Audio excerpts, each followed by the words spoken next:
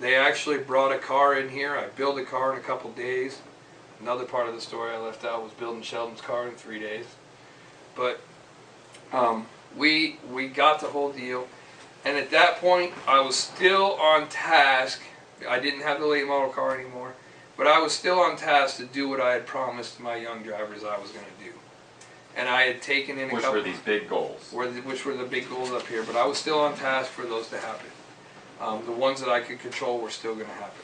Yeah, because the late model departed when the division happened. Right. Okay. So when one kid and his dad took their car and went off of their separate way, the businessmen kept their car, and Jason just got his kid and a rookie, and a couple other guys wanted to come racing. So right.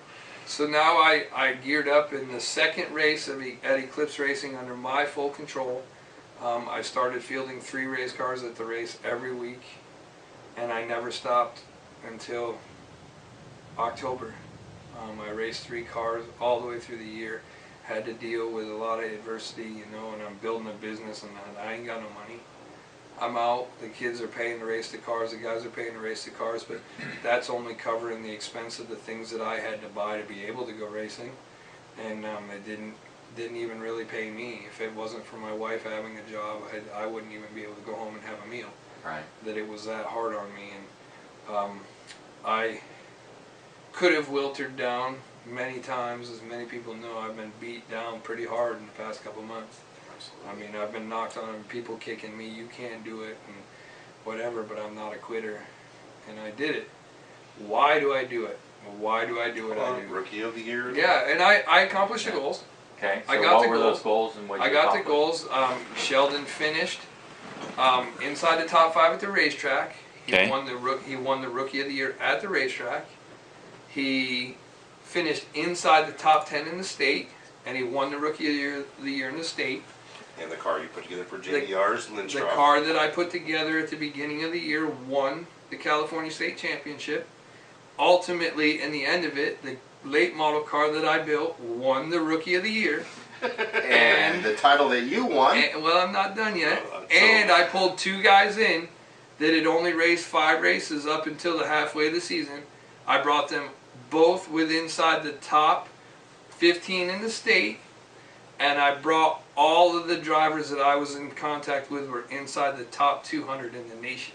Nice. So them goals that were way up here that everybody laughed at me, I just reached up and picked them like an apple off the tree because I had them in my hand at the end of the year. Every one of them.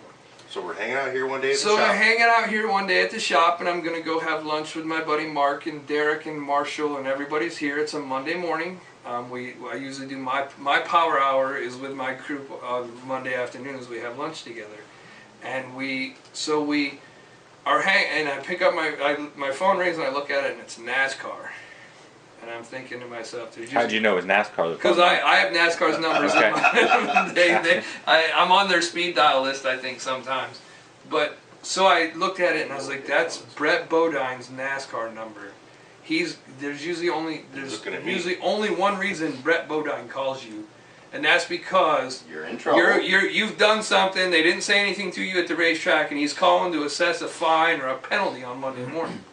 And we're like 1 race from we're right at the end of the season. Oh, it was open. And I'm like, oh man, if I get penalized now, if they penalize me for something I did, they're going to take away my Rookie of the Year. I'm like, oh, I'm not even going to answer the phone.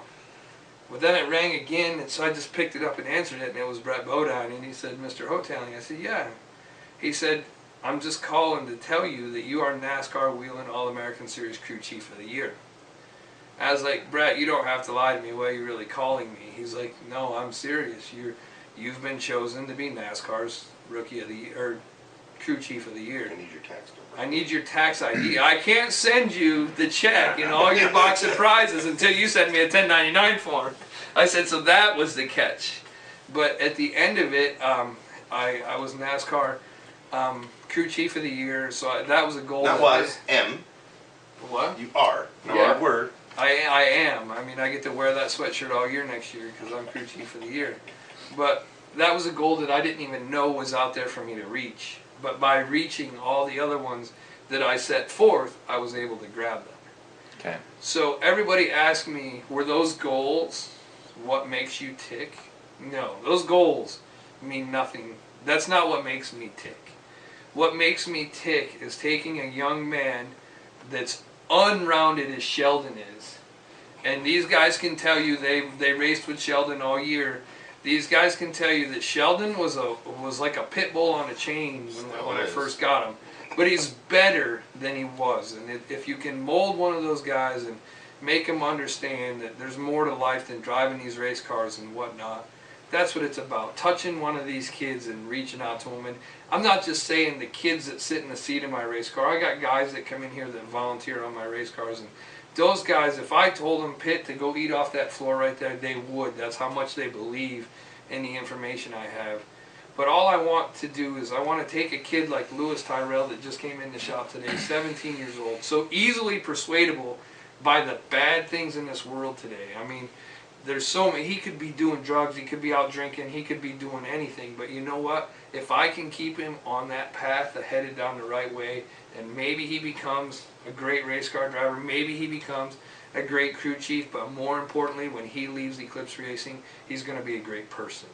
And that's what makes this whole, if I can touch one person and take them and prevent them from doing the wrong thing in the world, that's all I want. Okay, let's take a quick break. Take a quick break. Hang on.